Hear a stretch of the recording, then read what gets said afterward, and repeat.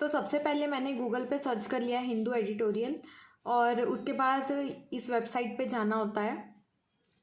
मेरे ख्याल से इनकी जो है वेबसाइट पे 10 एडिटोरियल्स पर मंथ फ्री रहती है।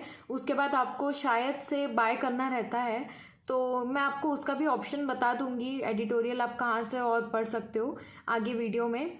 तो मैं ऐसे वेबसाइट ओपन करती थी, उसके बाद ये जैसे ये दो एडिटोरियल्स है तो मैं जो टॉप के दो एडिटोरियल्स होते थे वही पढ़ती थी।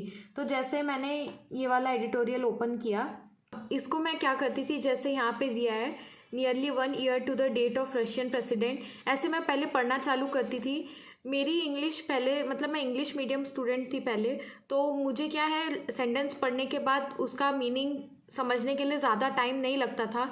जिन लोगों को समझने में थोड़ा टाइम लगता है इंग्लिश के सेंटेंसेस और थोड़ा कॉम्प्रिहेंड करने टाइम लगता है, या फिर आप लोग अगर हिंदी मीडियम से और आपको तकलीफ़ हो रही है तो उसके लिए भी एक ऑप्शन है, मैं आपको आगे वीडियो में बताऊंगी। तो जैसे मैं ऐसे लाइन बाय लाइन इसको पढ़ती थी, फिर मैं इसको जो है लाइन बाय लाइन पढ़ती थी।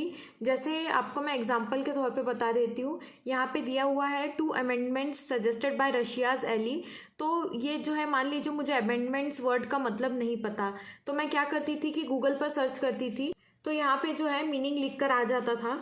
अब ये क्या है कि सेंटेंस के कॉन्टेक्स्ट के हिसाब से आपको मीनिंग चाहिए होता। अब यहाँ पे 2 मीनिंग दिए हुए हैं, आप चाहो तो इसको लिख सकते हो। आप अगर आप लोगों को इंग्लिश में मीनिंग समझ में नहीं आती तो अमेंडमेंट्स मीनिंग इन हिंदी भी कर सकते हो, तो आप लोगों को हिंदी मीनिंग भी आपको आ जाएगा। उसके बाद मैं क्या करती थी, अपने नोट्स में लिख लेती थी। ये देखिए मेरे नोट्स, जैसे जैसे मैं एडिटोरियल लाइन बाय लाइन पढ़ती थी और उसमें ऐसा कोई वर्ड आता था जिसका मीनिंग मुझे समझ में नहीं आ रहा है, तो मैं उसको ऐसे ब्लैक में लिख देती थी और उसका जो मीनिंग है मैं ब्लू पेन से लिख लेती थी। और ऐसे मैं वर्ड्स बाय वर्ड्स इसमें लिखते जाती थी। मान लीजिए मुझे कोई इंग्लिश वर्ड ही समझ में, मीनिंग भी मुझे इंग्लिश में समझ में नहीं आ रही है, तो मैं उसके बगल में हिंदी में लिख देती थी। जैसे देखिए कोर्सिव वर्ड का मीनिंग बलपूर्वक मैंने यहाँ पे लिख लिया, तो मैं हिंदी में भी लिख लेती थी। ये देखिए जैसे कर्टेलमेंट, कटौती, ऐसे जो है मैं हिंदी में भी लिख लेती थी, और अगर जैसे इंग्लिश में मुझे समझ में आता था तो मैं इंग्लिश में मीनिंग लिख लेती थी। फिर जो है जैसे मैंने मीनिंग लिख लिया, उसके बाद वापस से मैं नेक्स्ट लाइन से रीड करना चालू करती थी। तो ऐसे करते करते मेरा एक जो एडिटोरियल है वो कंप्लीट हो जाता था। फिर मैं दूसरा एडिटोरियल रीड करना चालू करती थी, और जो भी वर्ड्स बीच में समझ में नहीं आते थे उसका मीनिंग मैं सर्च करके नोटबुक में लिख लेती थी। अब अगर आप लोगों को ये चीज़ एक्टिक लग रही है कि यहाँ पे इसका वर्ड ढूंढो उसके गूगल में और उसके बाद नोट्स बनाओ, तो एक और आपके पास मैं ऑप्शन आपको बता सकती हूँ। और एक और चीज़, जैसे कई लोग बोलते हैं कि हमें एकदम तुरंत से जो है मीनिंग समझ में नहीं आती है सेंटेंसेस की, हिंदी मीडियम स्टूडेंट्स हो गए या जिनकी इंग्लिश थोड़ी वीक है उनको कॉम्प्रिहेंड करने के लिए समझने में थोड़ा टाइम लगता है, सेंटेंस को रीड करते ही तुरंत उनको समझ में नहीं आता है। और कुछ स्टूडेंट्स ऐसे भी हैं जो चाहते हैं कि उनको हिंदी में मतलब पूरा पैराग्राफ समझाया जाए, जैसे ये पूरा एडिटोरियल है तो उसको कोई हिंदी में पूरा समझा दे लाइन बाय लाइन, और अगर बीच में वर्ड्स है वो भी। तो एक तो मैंने आपको मेथड बता दिया, जैसे आप गूगल पे सर्च करके कर सकते हो, हिंदी में भी सर्च कर सकते हो। दूसरा है एक ऐप में, मुझे ये ऐप एक दोस्त ने बताया था, वो ऐप का नाम है इंग्लिश मीडियम करके एक ऐप आती है, तो वो ऐप मैंने डाउनलोड करके देखा था। मैं आपको एक बार दिखा देती हूँ वो ऐप कैसा है। तो मैं आप लोगों को ये ऐप दिखा देती हूँ।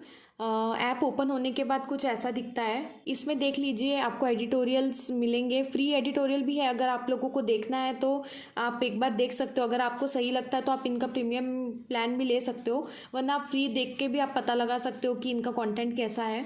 तो ये देखिए जैसे आपने फ्री वाला मैंने एडिटोरियल खोला, ये द हिंदू का एडिटोरियल है, तो इसमें जो है पूरा ऑप्शन दिया हुआ है कि आप ये जो प्ले बटन है आप उसको प्ले करोगे तो आप लोगों को वो हिंदी में बताएंगे। मैं आपको सुनाऊंगी आगे वो कैसे एक्सप्लेन करते हैं।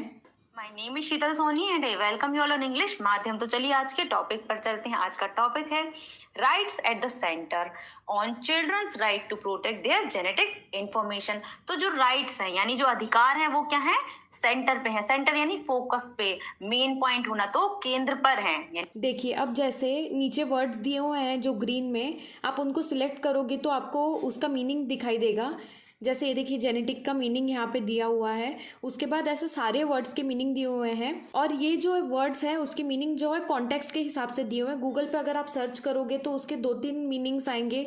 ये देखिए इसमें हिंदी में भी लिखा हुआ है। उसके बाद जो है अगर आप एडिटोरियल पढ़ लिए हो उसके बाद आपको क्विज देना है इसी का, एडिटोरियल का ही, तो इसमें क्विज का भी एक ऑप्शन है जिसमें एडिटोरियल में ही जो वर्ड्स है उसके क्वेश्चंस दिए रहते हैं। देखिए जैसे ये वाला, तो आप क्विज भी अटेम्प्ट कर सकते हैं एडिटोरियल पढ़ने के बाद अगर आपको प्रैक्टिस करनी है वोकैबुलरी की, कि आपको याद है कि नहीं, आपको समझ में आया है कि नहीं। और एक बात और मैं आप लोगों को बताना चाहती हूँ, इसमें जो है द हिंदू के अलावा इंडियन एक्सप्रेस और बाकी और भी न्यूज़पेपर्स के एडिटोरियल है, सिर्फ इसमें हिंदू का एडिटोरियल नहीं है।